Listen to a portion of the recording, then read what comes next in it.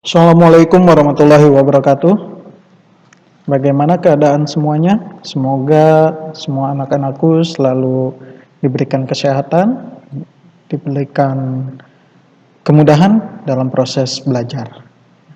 Baik, hari ini kita bertemu lagi di matematika peminatan untuk kelas 12, masih di bab yang sama, yaitu limit fungsi, tepatnya di limit fungsi trigonometri di suatu titik. Nah, ini bagian keduanya. Sebelum kita mulai, kita baca basmalah bersama-sama. Bismillahirrahmanirrahim.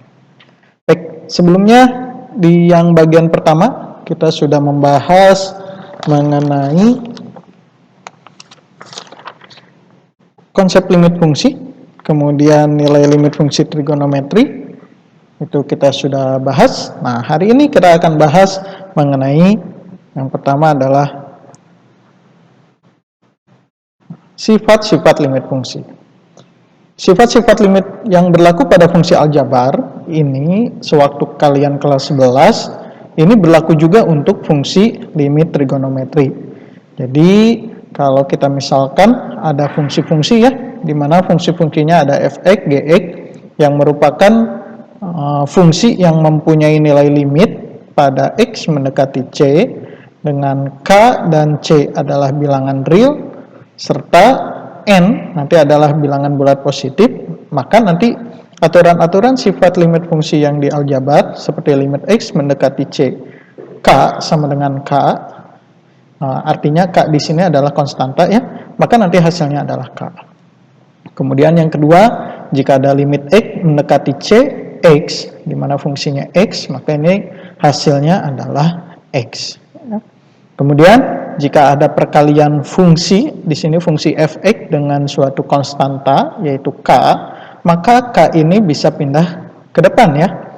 Jadi k-nya dipisahkan ke depan, maka menjadi k dikali limit x mendekati c fx. Kemudian jika ada fungsi limit penjumlahan fungsinya, maka limitnya bisa dipecah di masing-masing fungsi.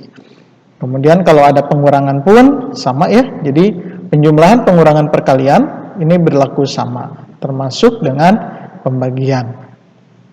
Kemudian kalau perpangkatan bagaimana? Jika ada limit x mendekati c, fx pangkat n, maka dia berlaku nilai dari limit x mendekati c, fx, kemudian baru dipangkatkan sebagai n. Ya, dan terakhir untuk akar, ini juga sama dengan akar n, maka berlakunya sama. Jika ada limit x mendekati c, akar n fx, maka kita bisa menghitung dulu nilai limit x mendekati c fx, kemudian baru diakarkan. Ya, ini pernah dipelajari oleh kalian di kelas 11, dan Bapak yakin semuanya masih bisa dan ingat ya. Baik, selanjutnya. Nah, limit fungsi trigonometri yang nilainya tak tentu. Nah, perhatikan, limit x menuju 0 sin x per tan x. Kalau kita dengan cara substitusi biasa, maka kita akan menghasilkan x-nya itu kan diganti dengan 0 ya. Sin 0 dibagi tan 0. Kita ketahui sin 0 itu adalah 0 dan tan 0 adalah 0. Ketika 0 dibagi 0, maka itu nilainya adalah tak tentu. Kemudian kalau ada limit x menuju 0, x per tan x sama dengan, ini juga berarti 0 per 0 ya.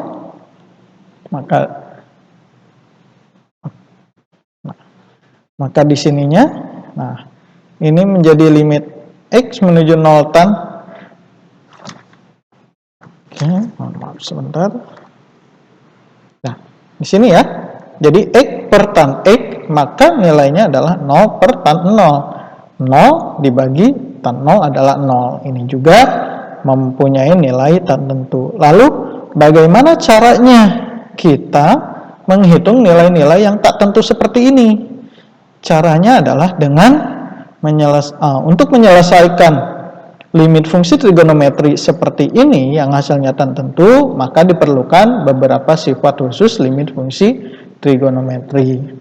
Nah, nanti jadi kita akan mengetahui sebetulnya nilainya berapa ya untuk limit x yang kalau kita substitusi langsung hasilnya adalah tak tentu. Oke, selanjutnya.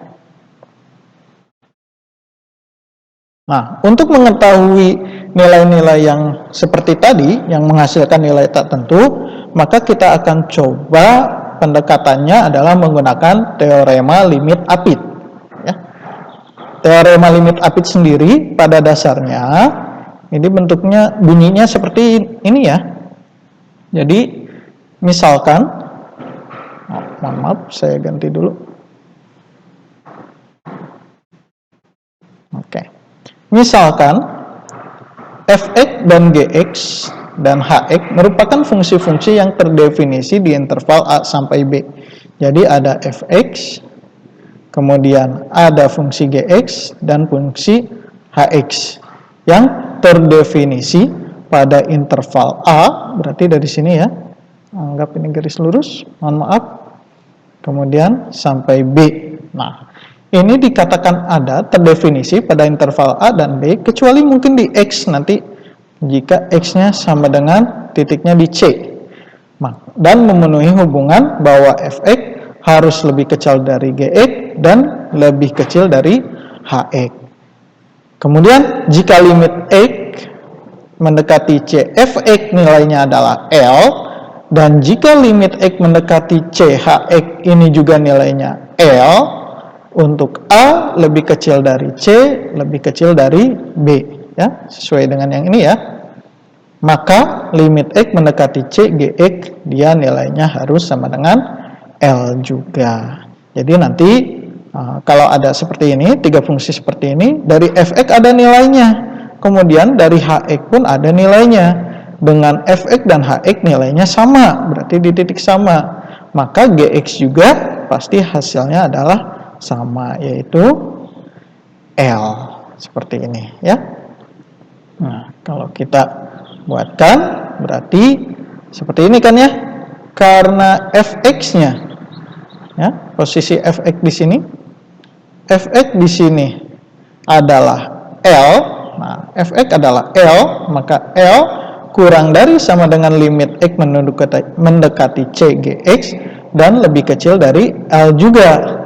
Maka kalau kita simpulkan, tidak mungkin kan ya, ada suatu bilangan lain, dia diapit dari L dan L, maka pasti limit X mendekati CGX-nya juga adalah L. Nah, ini yang dikatakan sebagai teorema limit apit. Nah, nanti untuk mengetahui limit X menuju 0 seperti sin X per X, yang kalau kita substitusi langsung hasilnya tak tentu, kita bisa gunakan teorema limit apit ini. Seperti itu. Ya. Baik, kita lanjutkan. Hapus dulu. Oke. Nah, sekarang kita akan membuktikan sifat limit X mendekati 0, X per sin X sama dengan 1. Betul atau tidak ya? Nah, kita akan buktikan. Tadi kalau kita substitusikan langsung ya, kalau kita substitusikan langsung kan limit X mendekati 0, X per sin X. Ini kan akan menjadi 0 per sin 0. Berarti 0 per sin 0 adalah 0. Ini kalau kita substitusi langsung hasilnya tak tentu, tapi kita akan buktikan bahwa sifat ini ya, sifat limit ini hasilnya adalah 1. Bagaimana? Nah, kita lihat ya. Pertama, di sini ada suatu lingkaran, kita akan pendekatannya menggunakan lingkaran ya. Di sini ada lingkaran dengan jari-jarinya adalah satu satuan. Di sini tidak disebutkan apakah sentimeter, meter, atau kilometer ya. Intinya adalah satu satuan. Berarti kalau yang dinamakan jari-jari itu adalah OS dan OKI ya. Jadi jari-jari itu adalah OS dan OKI. Itu merupakan jari-jari. Nah, karena jari-jarinya satu, di sini terbentuk ya. Nah, ada jari-jari OS dan OKI, kita buatkan menjadi segitiga. Jadi di sini ada dua segitiga yang kongruen ya, sebangun ya. Di sini ada segitiga OPS dan OQR. Nah, masih ingat aturan di trigonometri sewaktu kelas 10 atau kelas 11 ya? Yang kita menghafalnya sin itu adalah demi, cos itu sami, tan itu desa. Masih ingat ya? Sin demi berarti depan per miring. Aturan-aturan seperti itu ya. Nah, kita akan gunakan.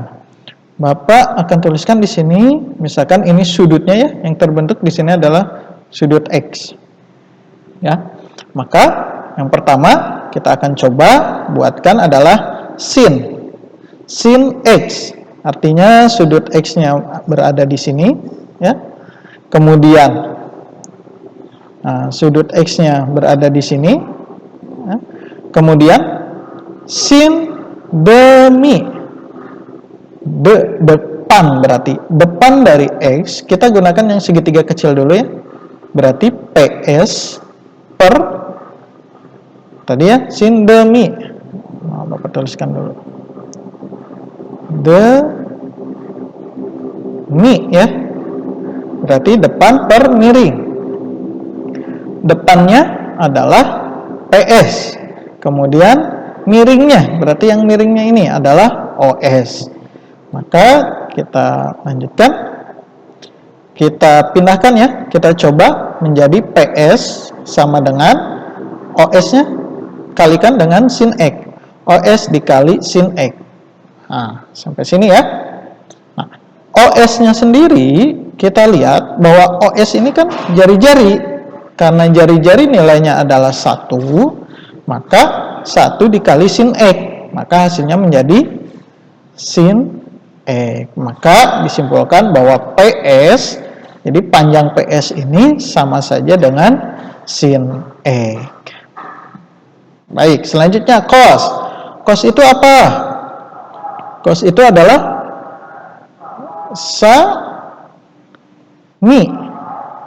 Berarti samping per miring. Jadi di sini sampingnya adalah OP ya. Ini samping dan miringnya sama, yaitu OS. Maka kita coba rubah dulu menjadi OP sama dengan OS dikali cos X.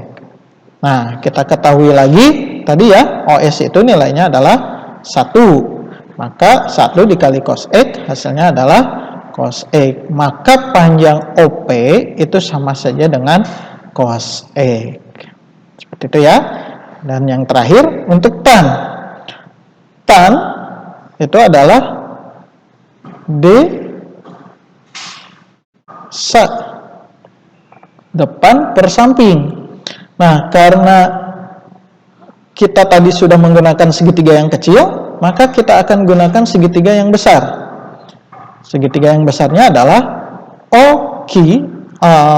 QR depannya ya. Depan dari X ini adalah QR per OQ, sampingnya adalah OQ. Maka kita rubah sama seperti hal yang di atas menjadi QR sama dengan OQ dikali tan X. OQ-nya kita lihat ya, OQ ini adalah jari-jari, maka nilainya adalah 1. Sehingga QR itu sama dengan tan X. Nah, dari sini kita akan rubah ya. Dari sini kita akan rubah menjadi ke sini ya, ke bentuk kita tadi sudah dapatkan bahwa jari-jarinya itu adalah satu satuan dengan PS-nya itu adalah sin X, OP-nya adalah cos X, QR-nya adalah tan X. Nah, kita coba buatkan menjadi, yang pertama kita lihat segitiga yang kecil dulu ya. Ada segitiga OPS. Nah, untuk segitiga OPS, kita coba cari luas segitiga OPS. Kalau rumus dari segitiga itu kan setengah kali alas kali tinggi. Maka di sini didapatkan setengah ya dikali OP, alasnya OP, tingginya adalah PS. Kita substitusikan OP-nya, tadi kita dapatkan ya, bahwa OP itu adalah cos X. Maka ganti OP ini menjadi cos X. Kemudian PS-nya sendiri adalah sin X. Maka ganti menjadi sin X. Kalau kita kalikan, ini berubah menjadi cos X dikali sin X dibagi 2. Maka luas segitiga OPS ini adalah cos X dikali sin X dibagi 2. Selanjutnya, yang kedua, nah, kalau kita perhatikan dari segitiga ini ya, akan berbentuk juring, ya, dan tentunya ini lebih besar dari yang segitiga, ya, lebih besar. Maka kita coba hitung juga luas juring OQS. Luas juring OQS itu diambil dari rumusnya adalah X per 2V, dengan di sini sudutnya berarti ada sudut X ya. Karena satu lingkaran adalah 2pi, maka X per 2pi dikali, ini rumus lingkaran, pi R kuadrat, dengan R-nya kita ambil OQ. R-nya adalah OQ ya, OQ kuadrat. Maka kita dapatkan X per 2pi dikali pi dikali, karena OQ-nya tadi 1 ya, maka 1 kuadrat. 1 kuadrat hasilnya adalah 1. Pi di sini saling membagi, maka hasilnya adalah X per 2. Gitu. Kemudian yang ketiga, luas segitiga OQR. Nah, ini yang lebih besar ya. Dengan pendekatan yang sama, maka luasnya adalah setengah dikali OQ dikali QR. OQ dikali QR. OQ-nya adalah 1. QR-nya, tadi kita masukkan, QR-nya adalah tan X. Ya, maka didapatkan hasilnya adalah tan X per 2. Seperti itu. Nah, kalau kita perhatikan, dari gambar ini, luas yang paling kecil adalah segitiga OPS, kemudian juring OQS, dan segitiga OQR. Maka tentunya dia akan berbentuk seperti ini ya. Cos X sin X per 2 itu harus lebih kecil dari X per 2 dan lebih kecil dari tan X per 2. Jelas ya, dari gambarnya terlihat. Nah, dari sini kita akan lanjutkan.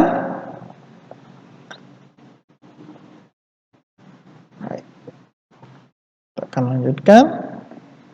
Nah, dari cos X sin X per 2 lebih kecil dari X per 2 lebih kecil dari tan X per 2, maka yang pertama kita rubah dulu. Masih ingat kalian bahwa tan itu adalah tan X, berarti itu sama dengan tan itu adalah sin,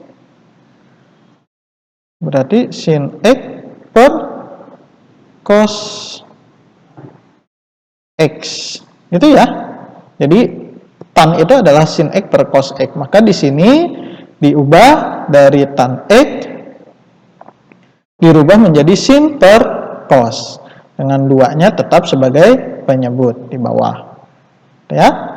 Selanjutnya, nah, dari sini kita akan coba kalikan dengan 2 per sin X. Kenapa harus dikalikan 2 per sin X? Karena tujuan kita adalah membuat yang di tengah ini, karena tadi teorema limit apit ya, ingin membuktikan bentuk dari limit X menuju 0 X per sin X, maka kita harus rubah bentuk ini menjadi X per sin X. Maka perlu dikalikan dengan 2 per sin X. Itu. Maka didapatkan seperti ini. Cos X, ya, cos X dikali sin X per 2 dikali, jadi semuanya ya, semua bagian dikali 2 per sin X. Hasilnya seperti ini. X per 2 dikali 2 per sin X per cos X dikali 2 per sin X.